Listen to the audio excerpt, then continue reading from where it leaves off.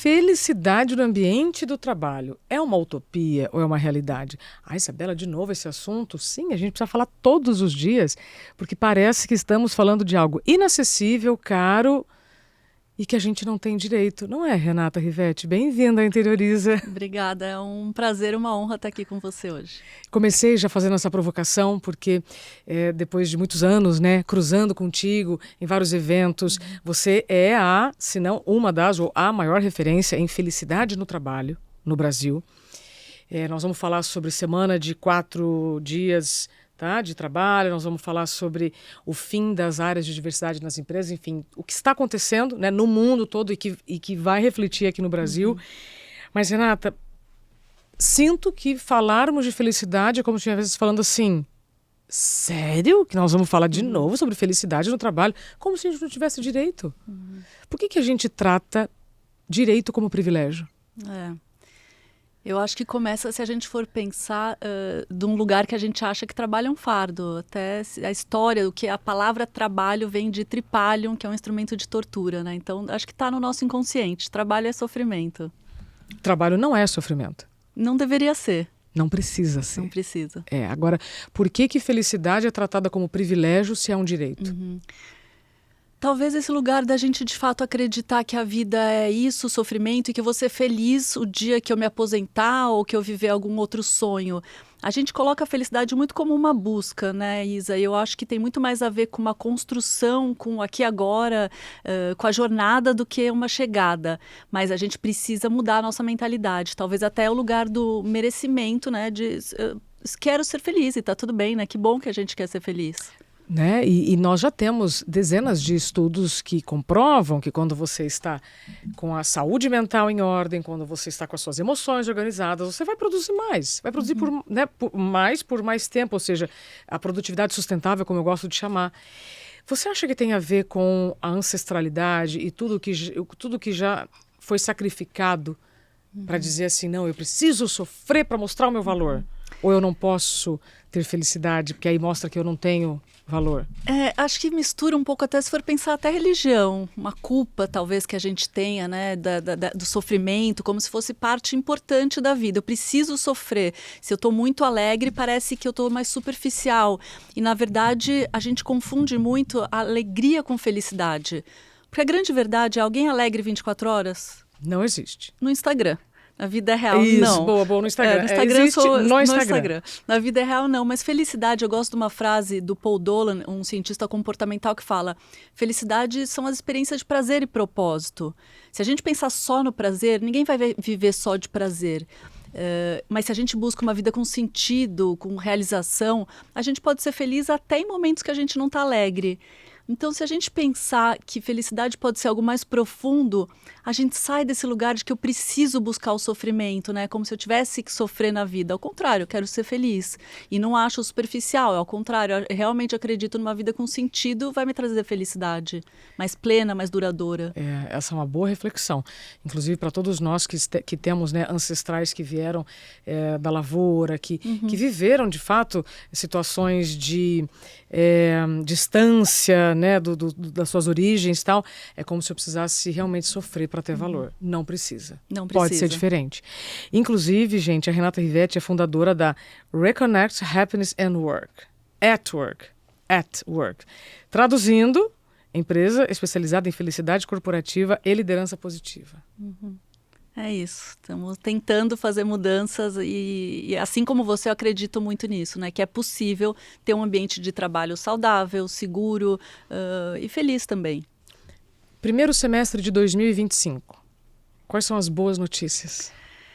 Somos otimistas, porque as más notícias dão muito ibope, né? O mundo está acabando, é só a gente olhar qualquer notícia, mas tem as boas também para a gente compartilhar. Se a gente for pensar, pela primeira vez os estudos mostram que saúde mental é uma prioridade. E que, de fato, hoje começa a ter um olhar do governo, né, uma cobrança também das pessoas, a gente não aceitando mais um lugar de entro para sofrer. Então, acho que essa é a primeira coisa. As pessoas estão priorizando sua saúde mental e seu bem-estar e as empresas têm que se adequar para isso. Eu acho que a segunda boa notícia é pensar que esse mundo que a inteligência artificial é um caminho sem volta, de fato. ela pode ajudar a gente, não ser só o lugar de roubar empregos por automação. A gente pode ser mais eficiente, a gente pode trabalhar menos. O Bill Gates fala que a semana deveria ser de 3 dias, mais agressivo até. Já vamos falar sobre essa semana, tá, gente? Sim. De 3, 4, 5 dias. Tá? E assim, um super empresário que quer dinheiro, que quer lucro, mas entende que dá para fazer diferente e a tecnologia nos ajuda. Então, para mim, isso é uma ótima notícia, dá para fazer melhor. E eu acho que a última notícia é que a gente, como sociedade, hoje cobra também uma liderança mais humana. E eu acho que as pessoas hoje, elas começam, essa nova geração entra cada vez mais questionando isso, né? O que é o trabalho na minha vida? Eu não quero esperar para me aposentar para ser feliz. Então, eu acredito que a gente, no meio de tantas más notícias, temos boas também. Gostei muito das 3. Você acredita que a NR1 faz parte dessas boas notícias? Eu acho que sim. As pessoas, a gente vê muitas pessoas sem entender, falando, mais uma cobrança, só, enfim, achando que é uma coisa, mas deveria ser o óbvio, né, Isa? É o mínimo do mínimo que a gente deveria ter. Um ambiente sem assédio, sem abuso, com segurança psicológica, né, um lugar que a liderança respeite, ouça as pessoas, um lugar não tenha sobrecarga, né? Então, quando a gente olha de fato o que as leis estão tentando fazer, deveria já ser o nosso óbvio, a nossa forma de se relacionar. Mas como a gente até estava conversando, talvez a gente nem perceba. O que é assédio? O que é abuso? Quando eu olho a minha história no mercado corporativo, eu vejo que aquele lugar de, mas é só uma piada, ele sempre foi normalizado. E eu acho que está na hora da gente falar, não é uma piada, né? Se alguém não está rindo, já não é uma piada. Exato. Se tem alguém se incomodando, não vai ser legal. Quando você fala dentro da sua reflexão, né, quais são as boas notícias do primeiro semestre de 2025, e você fala dessa preocupação do governo, imediatamente vem a NR1. Né, para quem não sabe, a partir de maio de 2025, a sua empresa, que já faz o mapeamento dos riscos físicos, vai precisar mapear os riscos socioemocionais. Ou seja, se tem algum tipo de assédio, se tem algum tipo de sobrecarga, se tem algum tipo de abuso. Eu vejo isso como oportunidade, porque quando você consegue reconhecer esses problemas, você evita presenteísmo, afastamento, turnover e até problemas de reputação. O que você incluiria, né, para quem ainda está resistente a entender que a NR1 é uma oportunidade? Essa atualização, perdão, da NR1. Eu acho que algo que você sempre fala de uma produtividade sustentável tem muito a ver com isso. A gente pensa um colaborador que está sobrecarregado, que se sente abusado, que tem assédio. Óbvio que a autoestima dessa pessoa está baixa. Óbvio que essa pessoa não está motivada, não está engajada. Então, quando a gente olha hoje dados de produtividade, a gente sabe que no final as pessoas estão menos engajadas e estão menos produtivas também por isso. Né? Não é trabalhando 80 horas por semana que vai aumentar a produtividade, a gente sabe bem isso. Então, eu acho que quando a gente ainda vê empresários que ficam discutindo e achando que mais uma cobrança do governo, aqui é difícil ser empresário, eu acho que é uma visão muito míope de que pessoas saudáveis, pessoas felizes, elas vão ser melhores, elas são mais produtivas, elas são mais engajadas no trabalho, elas comprometem mais, elas trabalham mais a cultura da empresa. Então, se a gente não mudar essa mentalidade, a gente vai continuar achando que é um lugar de luta, né? O patrão versus o trabalhador. E está na hora da gente quebrar isso. Eu acho que é o contrário, né? Um mundo de colaboração, da gente se ajudar a entender que dá para ser saudável, dá para ser... E aí é mais sustentável. Sim. Então, assim, acho que a tua fala, ela casa muito com esse momento, quase que deveria ser o óbvio do óbvio, mas a gente ainda tem que desmistificar. Opa! Quando eu vejo que você lidera a empresa que é a parceira exclusiva da 4-Day Week Global aqui no Brasil, vocês já implementaram em alguma empresa a semana 4x1? A gente fez em 2024 um piloto com 20 empresas. Elas passaram por meses de planejamento, então não é só o quintou, a gente sempre fala sobre isso, assim, não é tirar a cesta, é redesenhar a forma da gente trabalhar, da gente se comunicar, da gente olhar quais são os processos que hoje estão ineficientes, onde a gente está perdendo tempo. Legal. Então, os meses de planejamento foi para as empresas se prepararem para essa mudança. Porque hoje, quando você chega numa empresa, as pessoas falam, estou sobrecarregado. Provavelmente você sente isso como eu sinto também. Então, se a gente tirar a sexta, vai aumentar a ansiedade dessa pessoa. Por isso que é preciso mudar. E aí a gente fez, junto com essas empresas, meses de mudanças, de processos, de revisões, de comunicação, de rever as reuniões que hoje são super improdutivas, né? Esse excesso que a gente tem, essa sobrecarga que a gente vive. E a gente tem uma coisa de ainda valorizar o workaholic no Brasil. Então, se a pessoa fala, nossa, 9 horas da noite, estou trabalhando, talvez o líder fale, né? Isso daí é um exemplo para o time. E talvez ele seja só um ineficiente. Então, a gente pode falar um pouco sobre isso, como é que é visto a semana de 4 dias em outros países e aqui no Brasil. Nesse exemplo, perdão te interromper, Claro. nesse exemplo de 20 empresas, quais foram os resultados? A gente, então, depois de 3 meses de planejamento, passou por 6 meses de piloto. Tá. As empresas passaram por meses de ajustes. Por exemplo, já tem um feriado, isso já é a semana de 4 dias? Era uma pergunta. A pessoa tem um day off do aniversário, já é a semana de 4 dias? Então, elas foram entendendo, né, na medida que as coisas iam acontecendo, o que elas de fato iam fazer. Por exemplo, um escritório de direito falou, olha, tem uma semana que a gente tem uma sobrecarga, a semana que tem um fórum, que a gente tem uma coisa e não vai conseguir fazer e tá tudo bem. Melhor fazer 3 do que não fazer nenhuma. Então, esses meses de adaptação foram super importantes para depois de todos esses 9 meses de projeto, as empresas, a gente ter o resultado final, que a gente fez junto com a FGV e a ESP aqui em São Paulo, junto com a Boston College e outras universidades, para entender o que aconteceu com essas empresas. E a grande conclusão, para mim, a maior resposta foi 85% quase dos líderes aprovaram o projeto, falaram, a gente trabalhou melhor. Ele deu certo, a gente está mais eficiente, a gente melhorou a forma da gente atuar como organização. Para mim, esse é o maior resultado. Mas a gente tem resultados como redução de ansiedade, redução do estresse, redução de sintomas de burnout. Então, saúde mental, obviamente, melhorou. A gente tem resultados social, da pessoa falar, eu estou mais com a minha família. Eu acompanho os meus filhos, a minha mulher está grávida, eu fui no ultrassom, né? Então, você começa a ter essa pessoa mais inserida no que importa na vida dela, que são as pessoas que ela ama. Então, ela começa a se sentir mais feliz, se sentir melhor, mais conectada, né? Com uma vida com mais significado. E, por fim, a gente tem dados de engajamento, de produtividade, da pessoa falar, eu tô fazendo muito mais, porque a gente reduziu as reuniões que são ineficientes, a gente reduziu aquela comunicação que demora, às vezes aquele oi, tudo bem no Slack ou no Teams, que demora e a pessoa às vezes só perde tempo. Então as empresas começaram a trabalhar melhor e os resultados foram então melhores também para a organização. Excelente. Isso tudo que você trouxe sobre revisão de processos e tal é o famoso design organizacional. Exato. A gente, no fundo, é olhar o que hoje a gente faz que está perdendo tempo, que não dá certo. É redesenhar mesmo tudo que a empresa faz e que tem uma oportunidade. Tá. Para mim, o básico seria... Tem muita reunião? Quase todas têm, né? A pessoa passa agora às 8 horas da noite eu vou trabalhar.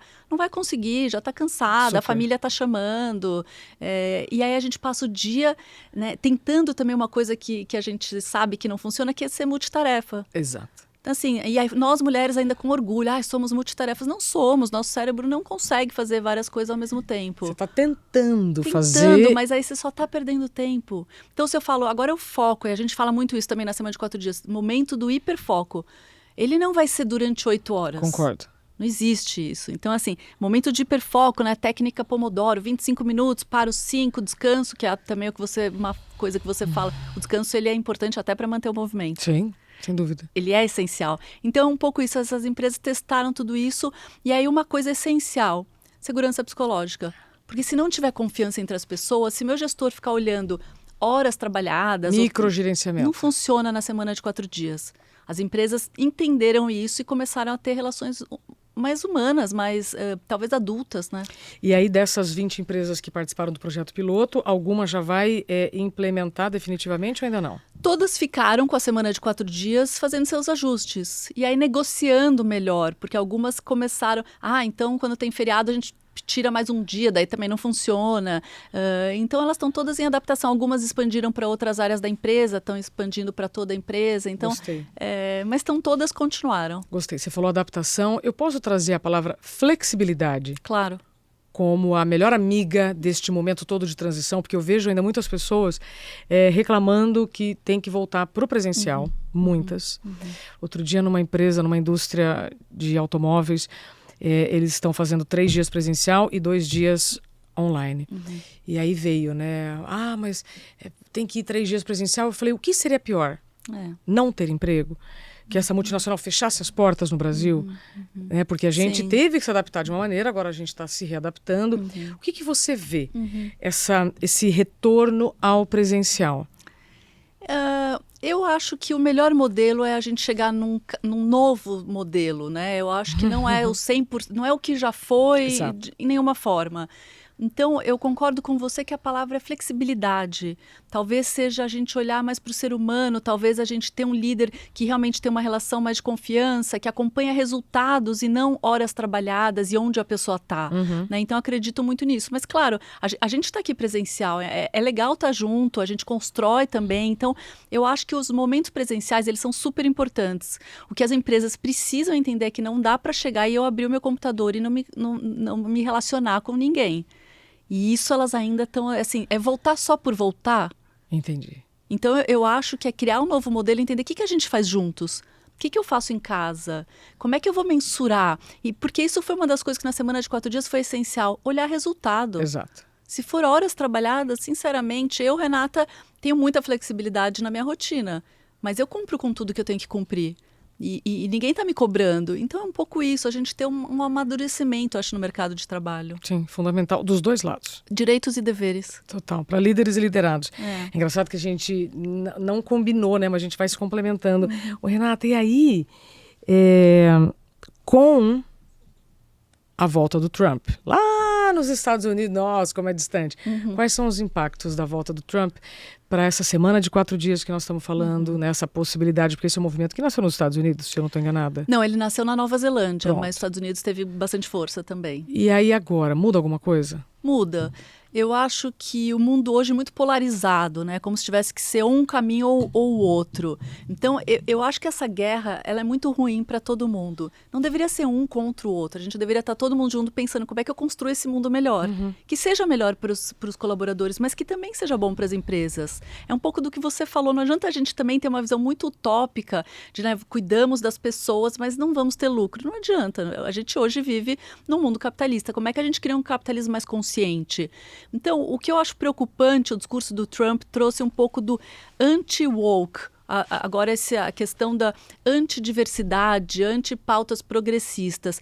O que deu abertura para muita gente começar a falar, então vamos tirar, não preciso mais disso. Empresas grandes como Meta falando de precisamos de energia masculina, né, não precisamos mais dessa diversidade. E isso acaba com o básico que deveria ser um mundo que a gente está construindo, que traz um olhar diverso, que é importante para a pessoa ter o pertencimento, para ter a segurança psicológica, inclusive para fazer diferença, né, e fazer diferente. Então, o que preocupa desse discurso de meritocracia é que a gente vai voltar para um lugar que a pessoa que já é privilegiada vai se manter no poder e todos os outros vão continuar lutando e sofrendo. Então, infelizmente, eu acho que acaba impactando e já começa a impactar o Brasil, assim, as multinacionais já começam a trazer isso também para cá.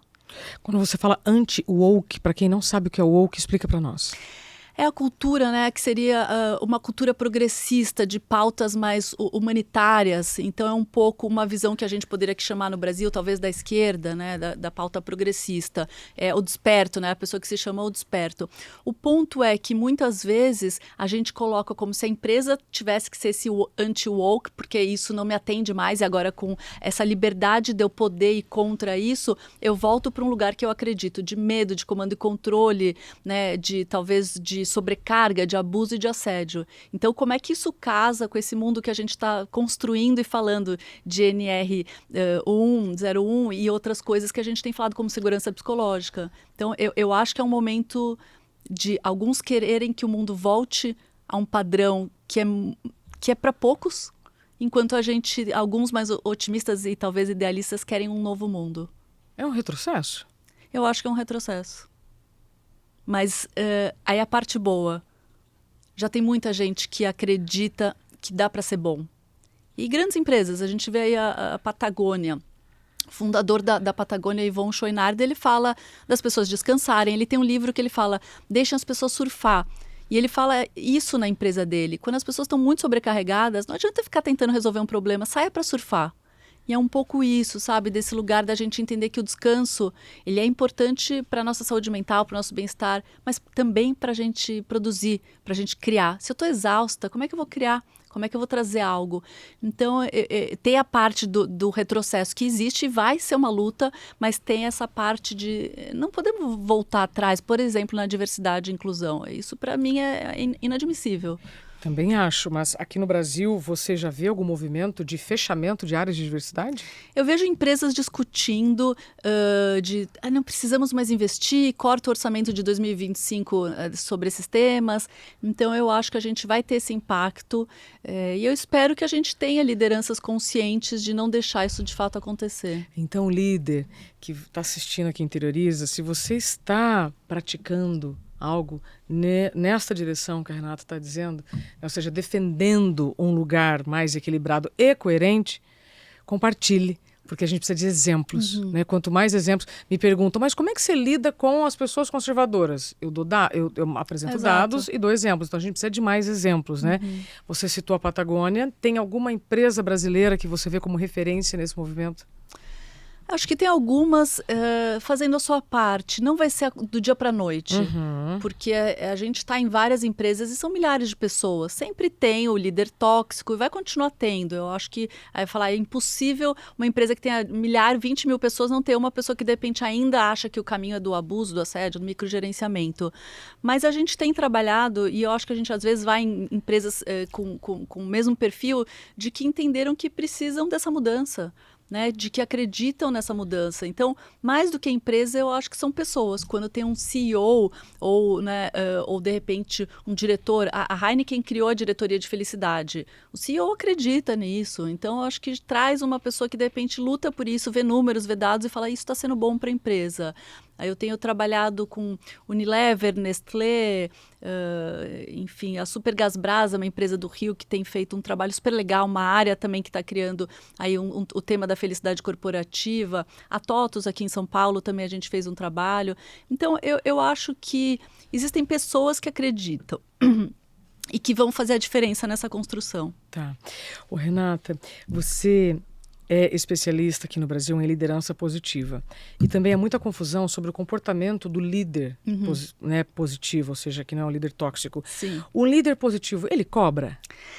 Com certeza, ele busca resultados, né? E eu acho que a gente acredita muito nisso. A gente não está falando de um líder bonzinho que vai passar a mão na cabeça e que vai ser, né? Vai pensar quero só o bem-estar da pessoa. Não, é alguém que olha resultados, que olha a meta, mas que sabe que ele pode fazer de outra forma, inspirando, engajando. Eu acho que é um pouco, se a gente for pensar até na educação, a minha geração, os pais, eles simplesmente culpavam, né? Obrigavam. Se não pode fazer, não pode fazer. Ninguém discutia, ponto.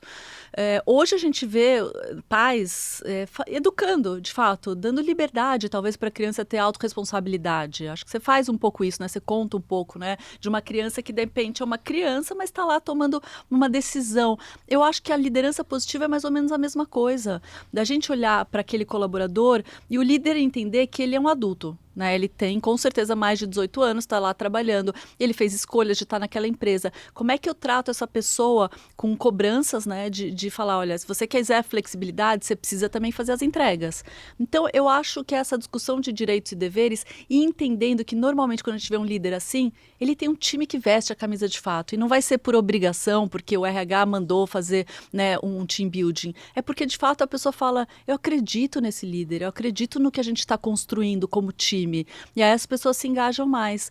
Então, eu acho muito nesse lugar, o líder positivo, ele é alguém que inspira, que engaja, que desenvolve melhor as pessoas. E aí uma mudança que a gente tem que fazer no mundo do trabalho é esse líder entender o ser humano. Eu tenho os meus dons, você tem os seus. Como é que esse líder olha as forças e não só as fraquezas? O líder positivo faz isso. O que a Isabela é boa? Vamos redesenhar o trabalho dela para que ela faça, de fato, o seu máximo potencial. Redesenhar.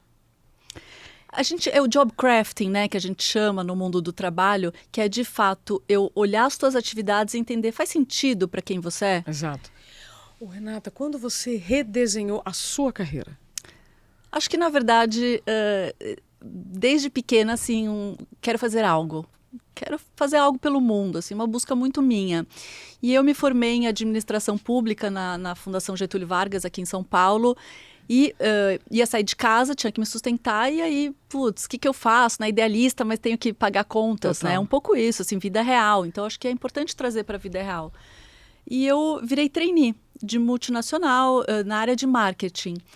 Mas sempre com lugar, e o que eu faço, né, com significado? Então, eu comecei a ser voluntária em vários lugares, levava minha cachorra para ser canterapeuta, contei história em hospital. Então, trabalhava o que eu achava como uma vida com significado em paralelo ao meu trabalho. Mas comecei a me sentir, em algum momento, também abusada de enxergar o marketing em 2012, num lugar que talvez ainda fosse não tão verdadeiro, da gente tratar o consumidor ainda, né, com um pouco enganando o consumidor. Então aquilo começou a ofender uma das minhas maiores forças, né, de caráter do teste, que é a integridade. E aí eu falei, eu não quero mais só olhar para isso. Então eu comecei a estudar. Na minha vida, a Cabala é uma busca espiritual de o que eu estou fazendo aqui, né? Qual o sentido de tudo isso. Fui estudar psicologia positiva, daí eu descobri esse mundo mais científico da felicidade. E percebi que fazia muito sentido a gente trazer para as pessoas que talvez sejam mais céticas, a ciência da felicidade, o bem-estar, como é que eu posso... E não é negar a psicologia tradicional. Ela vem complementar como uma quarta onda da psicologia que fala, uma parte adoeceu e precisa de tratamento. Mas nem todo mundo está doente, mas também não está feliz. O que eu faço? Que intervenções que eu posso ter? Que práticas, que hábitos para construir a vida que eu quero viver? Então, essa busca foi muito uma coisa muito pessoal, nem foi pensando em transição de carreira, assim, foi um questionamento mesmo. E aí eu percebi que eu queria ter algo que realmente eu pudesse compartilhar com pessoas e ajudá-las de alguma forma. Eu sempre ouço das pessoas que mais me inspiram o quanto elas se incomodaram no início da carreira. Eu vi isso, por exemplo, da doutora Ana Cláudia Quintana Arantes, maravilhosa, que é especialista em cuidados paliativos. Porque eu estava fazendo medicina e aí para mim era impossível ver aquelas pessoas não tendo aí... Ou seja, quando a gente se incomoda com o que está fazendo, é muito bom. Quando a gente se incomoda com saúde, né? Porque a gente fica incomodado e vai perdendo saúde, mas é se incomodar com saúde para fazer a mudança que tem que ser feita. Renata, para quem está querendo saber mais sobre esses temas e quer se aprofundar de fato, qual livro você recomenda? O que você recomenda de estudo? Tal Ben-Shahar é talvez um dos grandes nomes da felicidade no mundo. É o professor que levou a felicidade para Harvard, né? Então, muito conhecido por isso. E foi surpreendente, porque foi uma classe, uma das mais vistas, né, pelos alunos. E ele traz de forma muito simples, de vida mesmo, sem uma coisa acadêmica, porque eu acho que também a gente muitas vezes olha os estudos e são distantes. Teoriza. Não dá para ser o PhD da felicidade e eu tenho uma vida, né, que eu de repente não faço nada, não pratico. Então o Tal Ben-Shahar para mim é um nome que traz a ciência de uma forma simples. Shaw Achort, que foi um discípulo dele também, que fala sobre felicidade corporativa, estudou felicidade corporativa, né, em vários lugares. Então eu acho que a gente pensar como é que eu pratico tudo isso. Paul Dolan, que fala da ciência comportamental, né? E sempre trazendo para a prática, eu acredito muito nisso. Eu acho que no final é isso que, quero um mundo melhor. Se eu ficar no Instagram só lutando por um mundo, Amazônia, não, o que eu estou fazendo? Se eu não faço a minha parte, não adianta nada. Então, para mim, esses dois nomes, eles trazem muito para essa realidade. Pronto. Aí quem está assistindo Interioriza, que eu prometo aqui a trazer assuntos que já passaram do tempo da gente interiorizar. E existe uma baita dificuldade de sair daquele lugar que está incomodando, né? Porque medo. É o medo daquilo que eu não conheço, como se aquilo que eu conhecesse estivesse bom, mas não está. Qual seria a sua sugestão para esse redesenho de carreira de quem está nos ouvindo, de que não está feliz, de que está reconhecendo que o ambiente que está dedicando o seu tempo não está indo junto com os seus valores, porque as coisas vão mudando, as empresas mudam, os negócios mudam, e os valores das empresas às vezes não estão acompanhando os seus. E aí? Primeiro, calma. Porque muita gente me escreve, vou largar tudo, calma. A gente tem boletos, né? O Pix para fazer hoje em dia. Então, calma. Não é largar tudo. Eu não larguei tudo. Acho que você também não largou tudo, né? Tem que chegar, às vezes, no limite para largar tudo, será? Então, eu acho que é ir se preparando para um plano B. de vida, para uma busca, para o que faz sentido, quais são os seus dons, quais são os seus talentos, o que você tem paixão em fazer, o que você faz bem também, é importante isso. Então, estudar, se preparar, eu acho que isso é super importante. O outro ponto, eu acho que tem a ver, será que internamente você também consegue, dentro da empresa, fazer mudanças? Porque tem empresa que quer também. Então, de repente, ao invés de largar tudo, construa o teu case, de repente tenta levar, né, para uma empresa que está mais aberta, para um líder que está mais aberto, um novo olhar. Eu acho que é possível em alguns momentos. Às vezes, eu sempre falo, não é que o líder sempre é tóxico porque é um psicopata. Às vezes, é só falta de repertório também. Então, é como é que essa pessoa pode tentar fazer mudanças. E, por fim, se não der, de fato, a preparação para mudar de emprego, mudar de carreira, porque a vida também é curta, né? Eu vou esperar para ser feliz e a gente fala, quando me aposentar. Eu nem sei se a gente vai se aposentar. Então, assim, o trabalho... E não é alegria 24 horas, né, Isa? Eu acho super importante reforçar isso. Quando a gente fala felicidade no trabalho, eu não estou falando da gente só fazer o que gosta. Eu faço um monte de coisa que eu não gosto no trabalho, né? Preencher coisas, reunião comercial, às vezes, né? Então, eu gosto de falar com as pessoas, não de estar atrás. Mas não é só isso. Então, é você entender que o trabalho não vai ser só alegria, mas é ter realização, é ter significado e eu acho que ter qualidade de vida, né? O trabalho está integrado de forma harmônica e não ser tudo na tua vida. Viu? Facinho. Agora, só colocar em prática. Teve algum tema que eu não abordei, porque se eu entrar aqui em alguns tópicos, né, como burnout, por exemplo, aí já é outro episódio, mas de tudo que a gente falou, aqui no Interioriza a gente sempre traz assuntos que já passaram do tempo da gente assimilar.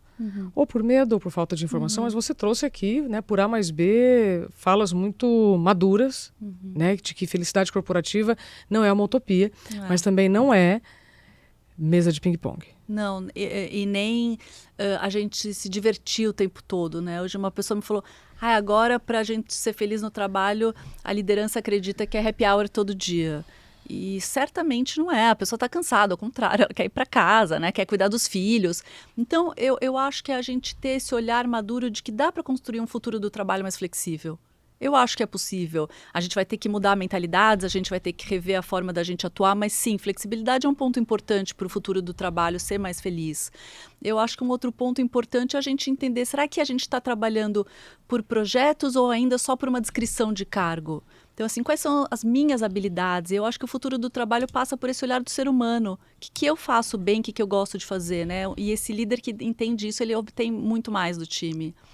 E, por fim, eu acho que a gente melhorar as relações. Isso é o básico do básico, mas que a gente ainda tem que falar. Às vezes, nos meus cursos, algumas pessoas falam, tá, mas isso é óbvio, Renata. Eu falo, sim, mas a gente não está fazendo. E aí o interioriza, que você falou, já passou do tempo. Todo mundo sabe que meditar faz bem, todo mundo sabe que fazer exercício faz bem. A gente está fazendo? Às vezes não. Então não adianta saber na teoria o que eu faço e como é que a cultura dessa empresa é uma cultura de segurança psicológica, com relações positivas, ou a gente continua na brincadeira, no abuso, no assédio disfarçado, né, de uma piadinha. Uma piadinha, E não adianta reclamar também de ambiente tóxico se você tem comportamentos tóxicos. Vou repetir. Não adianta reclamar de ambiente tóxico se você tem comportamentos tóxicos. Né? Desde contribuir para o silêncio, que está todo mundo tentando se concentrar, a ter um relacionamento com as pessoas que seja bacana. E para ter um bom relacionamento, eu preciso, para me relacionar bem fora, eu preciso me relacionar bem dentro, eu preciso de saúde mental. Você acredita que a saúde mental pode perder espaço como as áreas de diversidade ou não? Já entrou na estrutura de negócio? Eu acho que as empresas que faziam o que a gente chama de happy washing, faziam por fazer, para ter marketing, vão tirar o investimento disso. Agora, as empresas que de fato têm um valor mais humano, elas vão continuar e talvez se fortaleçam. Então, é isso. O happy washing vai acabar, com certeza. Como o ESG. É isso, eu acho que a gente está nesse momento das empresas. Eu ouvi um discurso de um líder americano falando, agora a gente pode voltar a falar o que a gente quer. E não tem mais mimimi. É um pouco dessa discussão, né? Então, a gente vai ter isso ainda. Se você encontrasse este senhor... É um senhor? Um senhor. É um senhor. Não quero dizer que os não senhores não falem isso, mas me veio uma intuição aqui que poderia ser... Ok, também, acho que é um pouco se você encontrasse este indivíduo, o que você falaria para ele, Renata? Eu acho que ao invés de rebater de forma agressiva, eu levaria num lugar bem tranquilo, de mostrar que é ultrapassado esse lugar do que eu preciso do controle, do trabalhar 80 horas. Né? Escrevi outro dia um texto um pouco sobre isso. Ainda um lugar, talvez mais masculino do que a gente acha, inclusive o Mark, né, da Meta falando, energia masculina. Eu acho que é o contrário, o mundo precisa desse outro olhar, da energia feminina, da colaboração, teve gente da que empatia. comemorou essa fala do Mark Zuckerberg e assim, a mim foi muito estranho. Eu acho que é simplesmente sair do armário, o machismo de volta, esse lugar, né, do anti-woke que estava lá e que por marketing foi feito de outra forma. Então eu acho que a gente vai ter um retrocesso nesse sentido, vão ter pessoas como a gente que vão ter que aprimorar talvez a nossa busca, a nossa luta, mas a gente vai continuar tendo aliados com certeza. Temos muito para fazer. Temos. Vamos muito juntas. para continuar, não é? Idealistas, otimistas, mas realistas também. Né? Com dados e forças, sempre somando pessoas que vão... que estão trilhando o mesmo caminho. Eu fiquei muito feliz quando você pôde aceitar aqui o convite, porque você, o Pelais, a Vânia Ferrari... Eu não quero ser injusta aqui e não lembrar de outros nomes, mas a gente tem entrado para falar coisas que se complementam e a gente precisa somar força. Concordo 100%. Acredito muito em colaboração, admiro muito o teu trabalho e até a influência que você tem, que é tão importante, porque hoje a gente vê quanta influência aqui no final... Negativa. Só tira das pessoas e que traz a positividade tóxica, a comparação, e aí as pessoas sofrem mais. Então, como é que a gente usa esse poder para influenciar? Vamos somar. Vamos. Seguimos. Obrigada. E olha, se você chegou até aqui, fez sentido o que a gente disse? Deu uma mexida aí, uma incomodada? Compartilhe esse conteúdo com quem você quer bem. Com certeza você conhece alguém que está querendo fazer uma transição, mas não tem coragem, porque a gente se sabota muito, e são muitas crenças, né, que nos deixam ali agarradinho, aquela zona de conforto, mas que na verdade é desconforto. Então, compartilhe com quem você quer bem e deixe seus comentários aqui e, inclusive, sugestões de temas para o nosso próximo Interioriza. Até o próximo episódio. Obrigada, Rê, mais uma vez. Obrigada, eu que agradeço.